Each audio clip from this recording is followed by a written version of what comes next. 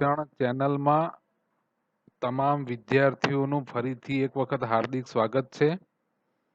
આજે આપણે ધોરણ 6 વિષય ગણિત એકમ 2 ની શરૂઆત કરવા જઈ રહ્યા છીએ. પૂર્ણ સંખ્યાઓ ભાગ 1. આ એકમમાં આજે આપણે શું શું શીખવાના છીએ જોઈ લઈએ. 1 પહેલાની સંખ્યા અને પછીની સંખ્યા. 2 પૂર્ણ સંખ્યાઓમાં પૂર્ણ સંખ્યાઓના સરવાળા, પૂર્ણ સંખ્યાની બાદબાકી અને પૂર્ણ સંખ્યાના ગુણાકાર સંખ્યા રેખા ઉપર જોઈશું. અગાઉ વિદ્યાર્થી મિત્રો આપે જોયું હશે, પ્રાકૃતિક સંખ્યાઓ વિશે અભ્યાસ કર્યો છે, પૂર્ણ સંખ્યાઓ વિશે અભ્યાસ કર્યો છે. તો આ એકમમાં ફરીથી આપણે પહેલાની અને પછીની સંખ્યા, પૂર્ણ સંખ્યાઓ વિશે જોઈશું. હવે આપણે જોઈશું પહેલાની સંખ્યા અને પછીની સંખ્યા. તો સંખ્યા રેખામાં અગાઉ પણ આપણે જોયું છે, આજે પણ એનું જોઈ લઈએ કે સંખ્યામાં 1 ઉમેરીએ એટલે પછીની સંખ્યા મળે. કોઈ પણ સંખ્યા હોય તો એમાં 1 ઉમેરીએ તો તરતની પછીની સંખ્યા મળે છે, જેને પૂર્વવર્તી સંખ્યા પણ કહે છે. ઉદાહરણ જોઈ લઈએ, જેમ કે 99 + 1 એટલે 100. 99 ની પછીની તરતની સંખ્યા આપણે મેળવવી હોય તો 99 + 1 કરીએ એટલે 100 આપણને મળે, એ પછીની સંખ્યા મળે. બરાબર. એ જ પ્રમાણે 1000 + 1 કરીએ એટલે 1001. એટલે 1000 છે એની પછીની સંખ્યા આપણે જોઈતી હોય તો આપણે શું મળે? 1000 + 1 કરીએ એટલે પછીની સંખ્યા મળશે. એના પછી જોઈએ તો સંખ્યામાંથી એક સંખ્યા બાદ કરીએ એટલે પહેલાની સંખ્યા મળે, જેને પ્રતિવર્તી સંખ્યા પણ કહે છે. ખાસ યાદ રાખજો, પૂર્વવર્તી સંખ્યા અને પ્રતિવર્તી સંખ્યા. તો કોઈ પણ સંખ્યામાંથી આપણે 1 બાદ કરીએ તો આપણને તે તરત પહેલાની સંખ્યા મળશે.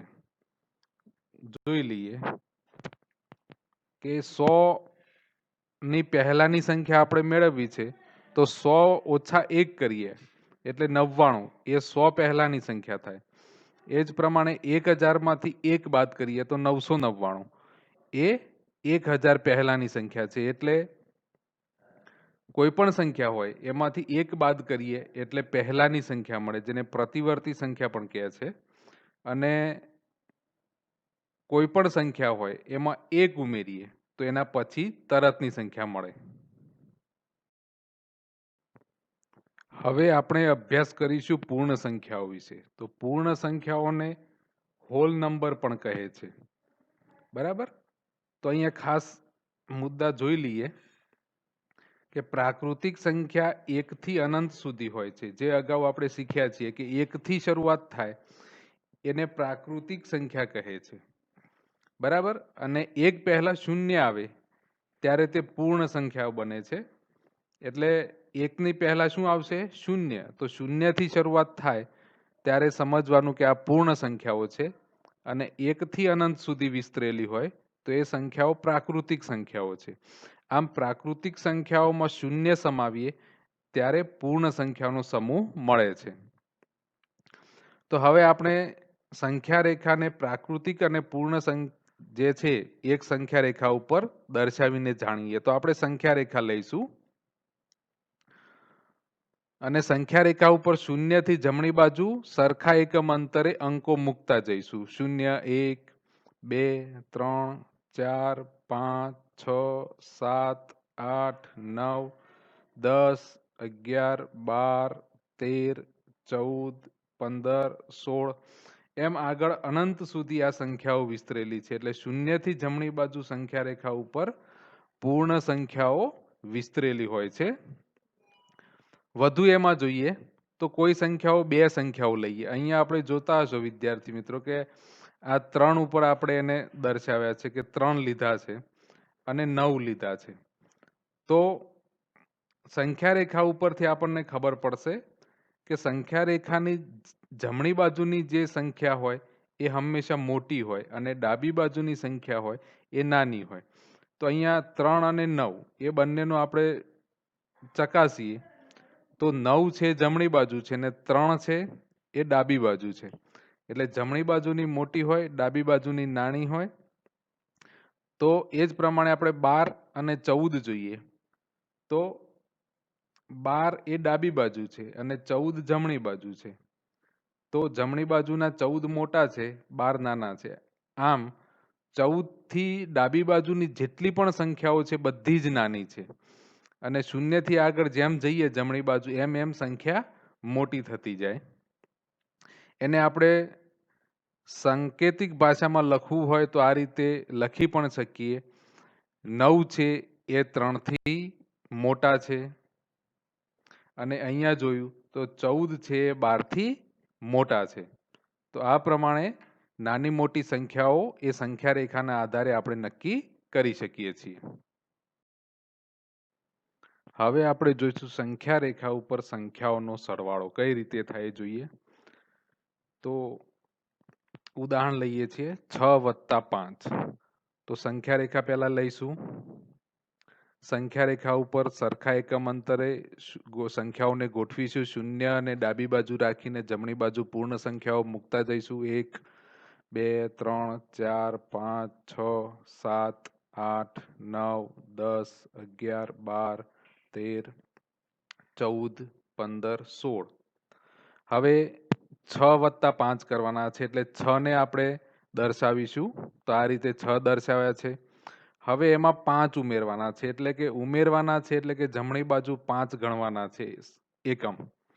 તો આ 1, આ 2, આ 3, આ 4 અને આ 5. તો 6 + 5 એટલે તમે જોશો તો કેટલા મળે છે?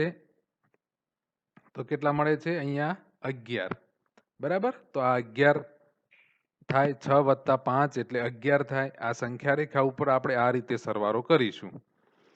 એટલે સરવાળો કરવો એટલે સંખ્યા રેખા ઉપર જમણી બાજુ ખસવું. હંમેશા સરવાળો કરવાનો થાય એટલે જેટલા એકમ ઉમેરવાના છે એટલા એકમ આપણે જમણી બાજુ ખસી અને જે સંખ્યા મળે એ એનો જવાબ આવે. બરાબર? એટલે સંખ્યા રેખા માટે આપણે જમણી બાજુ સરવાળા માટે જમણી બાજુ ખસવાનું છે.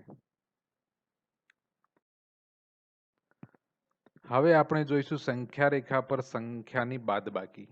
તો એનું પણ એક ઉદાહરણ જોઈ લઈએ. ઉદાહરણ લઈશું 9 - 6. તો પહેલા સંખ્યા રેખા બનાવીએ. સંખ્યા રેખામાં સરખા એકમ અંતરે સંખ્યાઓને ગોઠવીએ. 0 1 2 3 4 5 6 7 8 9 10 11 12 13 14 15 ને 16. હવે સૌથી પહેલા કેટલા છે? 9 માંથી 6 બાદ કરવાના છે એટલે 9 જોઈશું તો અહીંયા છે. હવે બાદ કરવાના છે. કેટલા બાદ કરવાના છે? 6 બાદ કરવાના છે એટલે 6 એકમ અંતર આપણે ડાબી બાજુ ખસવાનું.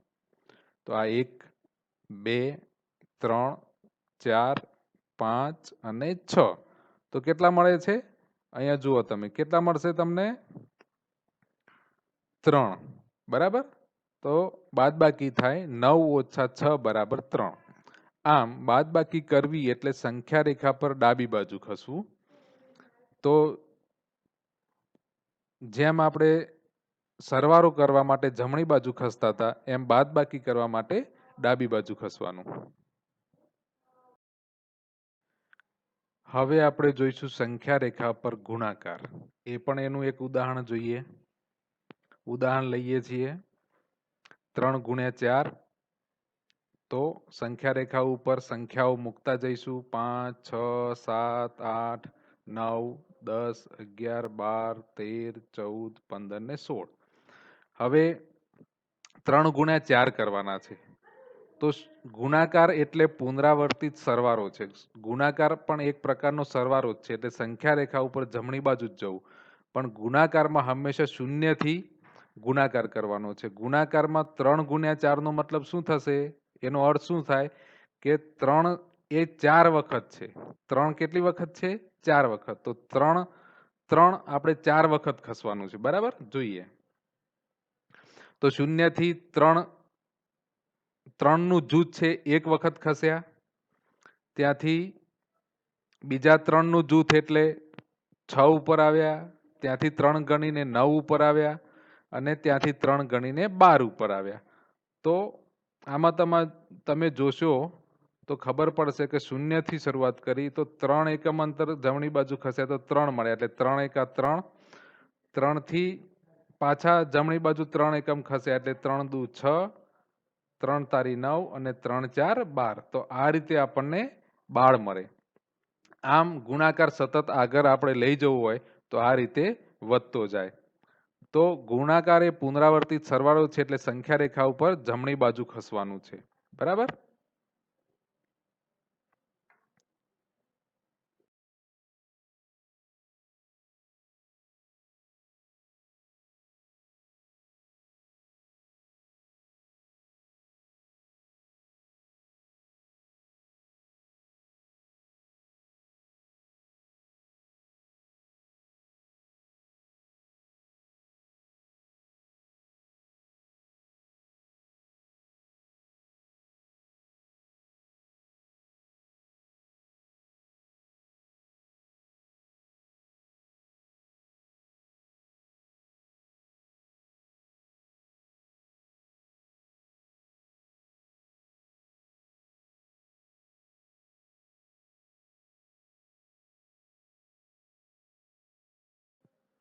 તો વિદ્યાર્થી મિત્રો આભાર.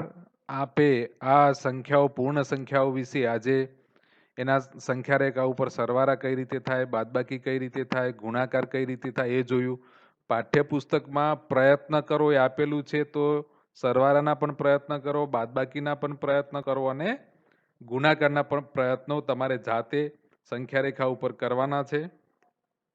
બીજું આ યુટ્યુબ ચેનલ ઉપર વિડીયો તમે જોતા હશો એને સબસ્ક્રાઇબ કરશો કે જેથી કરીને આગળ આપણે સ્વાધ્યાય 2.1 પણ વિડીયો મૂકવાના છે તમે જોઈ શકો.